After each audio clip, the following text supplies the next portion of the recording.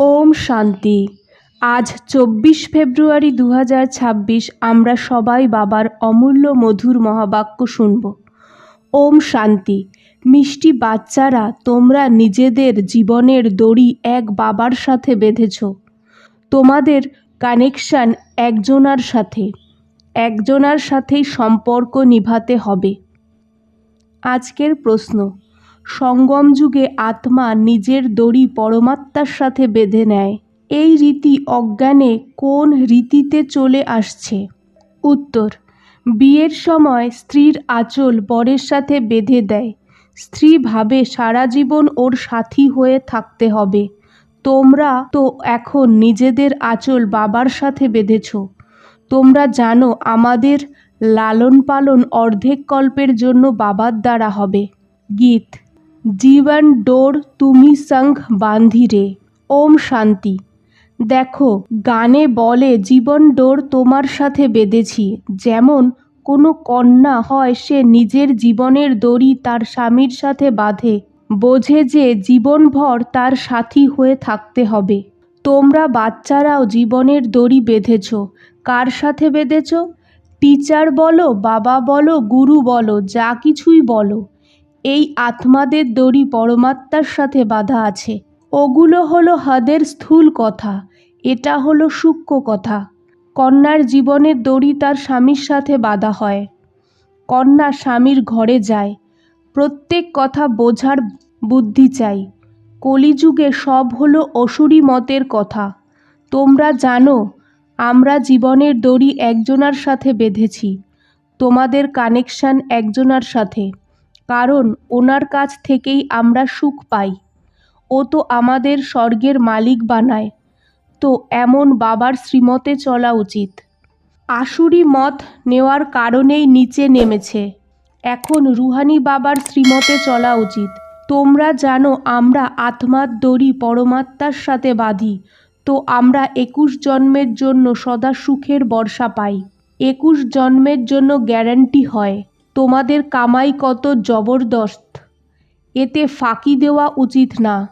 মায়া ফাঁকি অনেক দেওয়ায়। ওই লক্ষ্মীনারায়ণ অবশ্যই কারো সাথে জীবনের দড়ি বেঁধেছে, যার থেকে 21 জন্মের জন্য বর্ষা পেয়েছে। আত্মার সাথে পরমাত্মার জীবনের ডোর বা দড়ি বাঁধা থাকে কল্প কল্প, এটা গোনা যায় না।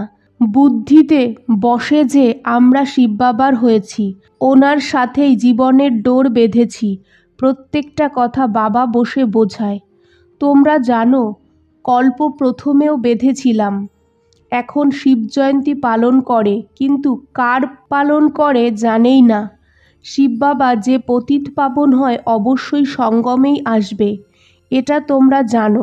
দুনিয়া জানে না। আদি সনাতন দেবী দেবতা ধর্ম প্রায় লোপ হয়ে গেছে, আর সব শাস্ত্র কাহিনী আছে।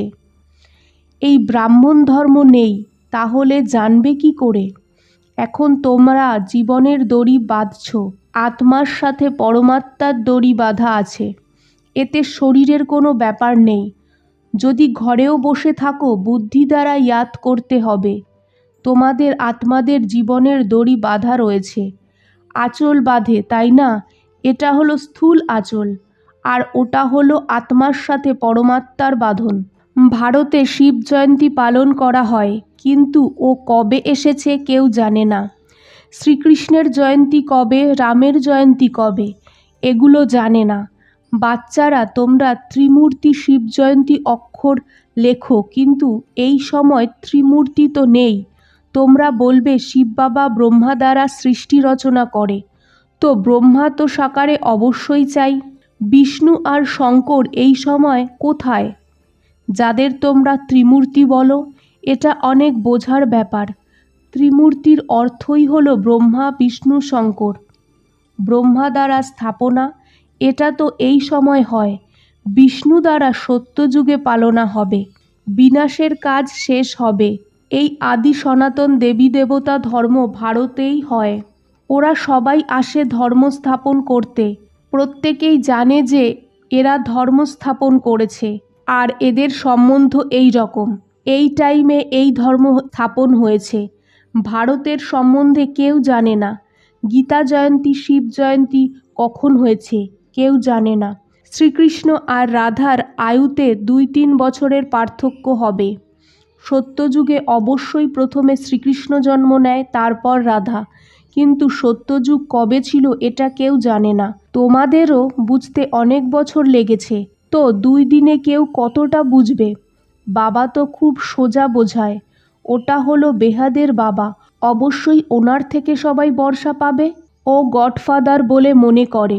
লক্ষ্মীনারায়ণের মন্দির আছে, এরা স্বর্গে রাজ্য করত, কিন্তু ওনাদের এই বর্ষা কে দিয়েছে? অবশ্যই স্বর্গের রচয়িতা দিয়েছে। কিন্তু কবে, কিভাবে দিয়েছে এটা কেউ জানে না। তোমরা বাচ্চারা জানো যে যখন সত্যযুগ ছিল আর কোনো ধর্ম ছিল না। সত্যযুগে আমরা পবিত্র ছিলাম, কলিযুগে আমরা হলাম পতিত। তো সঙ্গমে অবশ্যই জ্ঞান দিয়েছিল, সত্যযুগে নয়। ওখানে তো প্রালব্ধ হয়, অবশ্যই আগের জন্মে জ্ঞান নিয়েছিল। তোমরাও এখন নিচ্ছ। তোমরা জানো আদি সনাতন দেবী দেবতা ধর্মের স্থাপনা বাবাই করবে। শ্রীকৃষ্ণ তো সত্যযুগে ছিল, উনি কিভাবে পেয়েছে? লক্ষ্মীনারায়ণ রাধাকৃষ্ণ ছিল, এটা কেউ জানে না। বাবা বলে যারা কল্প আগে বুঝেছিল তারাই বুঝবে। মোস্ট সুইটেস্ট ঝাড়ের কলম লাগে এখন। তোমরা জানো আজ থেকে 5000 বছর আগেও বাবা এসে মানুষ থেকে দেবতা বানিয়েছিল। এখন তোমরা ট্রান্সফার হচ্ছ। প্রথমে ব্রাহ্মণ হতে হবে। খেলতে গেলে ব্যথা অবশ্যই লাগে। অবশ্যই আমরা এখন ব্রাহ্মণ হয়েছি। যজ্ঞতে তো অবশ্যই ব্রাহ্মণ চাই। এটা শিব বাবার রুদ্র যজ্ঞ, রুদ্র জ্ঞান যজ্ঞ বলা হয়। শ্রীকৃষ্ণ যজ্ঞ রচনা করেনি। এই রুদ্র জ্ঞান যজ্ঞ থেকে বিনাশ জ্বালা প্রজ্বলিত হয়। এই শিব বাবার যজ্ঞ পতিতদের পাবন বানানোর জন্য হয়। রুদ্র শিব বাবা হলো নিরাকার। ও যজ্ঞ কিভাবে রচবে যতক্ষণ মানুষের শরীরে না আসবে? অবশ্যই যজ্ঞ রচে, সূক্ষ্ম বা মূল বতনে এই কথা হয় না। বাবা বোঝায় এটা হলো সঙ্গম যুগ। যখন লক্ষ্মীনারায়ণের রাজ্য ছিল তখন সত্যযুগ ছিল। এখন আবার তোমরা হচ্ছ। এই জীবনের ডোর বা দড়ি আত্মার সাথে পরমাত্মার হয়। এই ডোর কি জন্যে বেঁধেছ? সদা সুখ পাওয়ার জন্য। তোমরা জানো বেহাদের বাবা দ্বারা আমরা লক্ষ্মী নারায়ণ হই। বাবা বুঝিয়েছে তোমরা দেবী দেবতা ধর্মের ছিলে, তোমাদের রাজ্য ছিল, তারপর পুনর্জন্ম নিতে নিতে ক্ষত্রিয় ধর্মে এসেছ। সূর্যবংশী রাজত্ব চলে গেছে, তো চন্দ্রবংশী এসেছে। তোমরা জানো যে আমরা এই চক্র কিভাবে লাগাই। এত এত জন্ম নিয়েছি। ভগবানুবাজ, হে বাচ্চারা, তোমরা নিজেদের জন্মকে জানো না, আমি জানি। এখন এই সময় এই শরীরে 2টো মূর্তি আছে। ব্রহ্মা বাবার শরীরে 2টো মূর্তি আছে, এক নিরাকার পরমাত্মার আর 2 সাকার অলৌকিক পিতার। ব্রহ্মার আত্মা আর শিব পরমাত্মা। এই সময় 2টো মূর্তি একসাথে আছে, ব্রহ্মা আর শিব। শঙ্কর তো কখনো পার্টে আসেই না, বাকি বিষ্ণু সত্যযুগে আসে। এখন তোমরা ব্রাহ্মণ থেকে দেবতা হবে। হামসো এর অর্থ বাস্তবে হয় এটা। ওরা বলে দিয়েছে আত্মা সো পরমাত্মা, পরমাত্মা সো আত্মা। কত পার্থক্য হয়। রাবণ আসার কারণেই রাবণের মত শুরু হয়ে গেছে। সত্যযুগে তো এই জ্ঞান প্রায় লোপ হয়ে যাবে।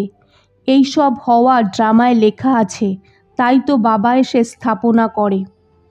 এখন হলো সঙ্গম। বাবা বলে আমি কল্পের সঙ্গম যুগে এসে তোমাদের মানুষ থেকে দেবতা বানাই, জ্ঞানযজ্ঞ রচি। বাকি যা থাকবে সব এই যজ্ঞে সোহা হয়ে যাবে। এই বিনাশ জ্বালা এই যজ্ঞ থেকে প্রজ্বলিত হবে। পতিত দুনিয়া তো বিনাশ হবেই, না হলে পাবন দুনিয়া কিভাবে হবে? তোমরা বলো যে হে পতিত পাবন এসো। তো পতিত দুনিয়া আর পাবন দুনিয়া একসাথে থাকতে পারে নাকি? পতিত দুনিয়ার বিনাশ হবে, এতে তো খুশি হওয়া উচিত।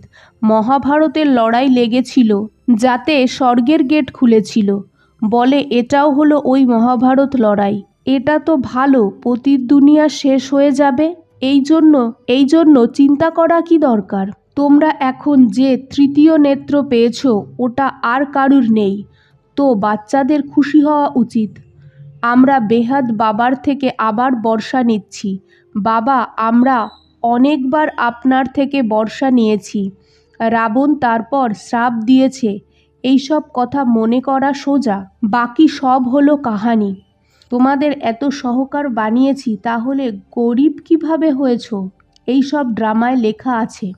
গাওয়াও হয় জ্ঞান, ভক্তি, বৈরাগ্য। ভক্তির থেকে বৈরাগ্য তখন হবে যখন জ্ঞান পাওয়া যাবে। তোমরা জ্ঞান পেয়েছো তো ভক্তি থেকে বৈরাগ্য হয়েছে। সারা পুরনো দুনিয়া থেকে বৈরাগ্য।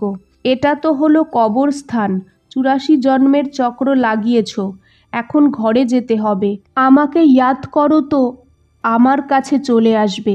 বিকর্ম বিনাশ হয়ে যাবে। আর কোনো উপায় নেই। যোগ অগ্নি দ্বারা পাপ ভস্ম হবে, গঙ্গা স্নানের দ্বারা হবে না। বাবা বলে, মায়া তোমাদের এপ্রিল ফুল বানিয়ে দিয়েছে, ফুল হয়ে গেছো। এখন আমি তোমাদের লক্ষ্মীনারায়ণ বানাতে এসেছি। আজ আমরা কেমন আছি আর কাল আমরা কি হব। কিন্তু মায়া কম নয়। মায়া দড়ি বাঁধতে দেয় না, টানাটানি করে। আমরা বাবাকে ইয়াদ করি, তারপর কি জানি কি হয় ভুলে যাই। এতে পরিশ্রম করতে হবে। এই জন্য ভারতের প্রাচীন যোগ নাম করা। ওনাদের বর্ষা কে দিয়েছে এটা কেউ বোঝে না। বাবা বলে, বাচ্চারা, আমি আবার তোমাদের বর্ষা দিতে এসেছি। এটা তো বাবার কাজ। এই সময় সবাই নরকবাসী। তোমরা খুশি হচ্ছ, 84 জন্মের হিসাব হয়। বাবা জানে অর্ধেক কল্প ভক্তি করে তোমরা ক্লান্ত হয়ে গেছো। মিষ্টি বাচ্চারা, বাবা তোমাদের সব ক্লান্তি দূর করে দেবে। এখন ভক্তি অন্ধকার মার্গ পুরো হয়। কোথায় এই দুঃখধাম আর কোথায় ওই সুখধাম? আমি দুঃখধামকে সুখধাম বানাতে কল্পের সঙ্গমে আসি। বাচ্চারা, বাবার পরিচয় সবাই সবাইকে দিতে হবে। বাবা বেহাদের বর্ষা দেয়, একজনারই মহিমা হয়। শিব বাবা না হলে তোমাদের পাবন কে বানাতো? ড্রামায় সব লেখা আছে। কল্প কল্প তোমরা আমাকে ডাকো, হে পতিত পাবন এসো। শিব জয়ন্তী হয়। বলে, ব্রহ্মা স্বর্গের স্থাপনা করেছে, তো শিব কি করেছে যে শিব জয়ন্তী পালন করে? কিছুই জানে না। তোমাদের বুদ্ধিতে জ্ঞান একদম বসে যাওয়া উচিত। দড়ি একজনার সাথে বেঁধেছ তো আর কারোর সাথে বেঁধো না, না হলে পড়ে যাবে। পারলৌকিক বাবা মোস্ট সিম্পল থাকে, কোনো ঠাটবাট নেই। ওই বাবা তো মোটর এরোপ্লেনে ঘোরে। এই বেহাদের বাবা বলে, আমি পতিত দুনিয়ায় পতিত শরীরে বাচ্চাদের সেবার জন্য আসি। তোমরা ডেকেছ, হে অবিনাশী সার্জেন, এসো, এসে আমাদের ইঞ্জেকশন লাগাও। ইঞ্জেকশন লাগছে তাই না? যোগ লাগাও তো তোমাদের পাপ ভস্ম হবে। বাবা হয় 63 জন্মের দুঃখকর্তা আর 21 জন্মের সুখকর্তা। আচ্ছা মিষ্টি বাচ্চাদের গুড মর্নিং। আজকের ধারণা: 1. নিজের বুদ্ধির রুহানি দড়ি এক বাবার সাথে বাঁধতে হবে। একজনারই শ্রীমতে চলতে হবে। 2. এই মোস্ট সুইটেস্ট ঝাড়ের কলম লাগানো হচ্ছে, এই জন্য প্রথমে নিজেকে অনেক সুইট বানাতে হবে। ইয়াদের যাত্রায় তৎপর থেকে বিকর্ম বিনাশ করতে হবে। আজকের বাপদাদার মধুর বরদান: মনন শক্তি দ্বারা প্রত্যেক পয়েন্টের অনুভবী হওয়া বাচ্চারা সদা শক্তিশালী, মায়াপ্রুফ, বিঘ্নপ্রুফ ভব। যেমন শরীরের শক্তির জন্য পাচন শক্তি বা হজম শক্তি আবশ্যক হয়, তেমন আত্মাকে শক্তিশালী বানানোর জন্য মনন শক্তি চাই।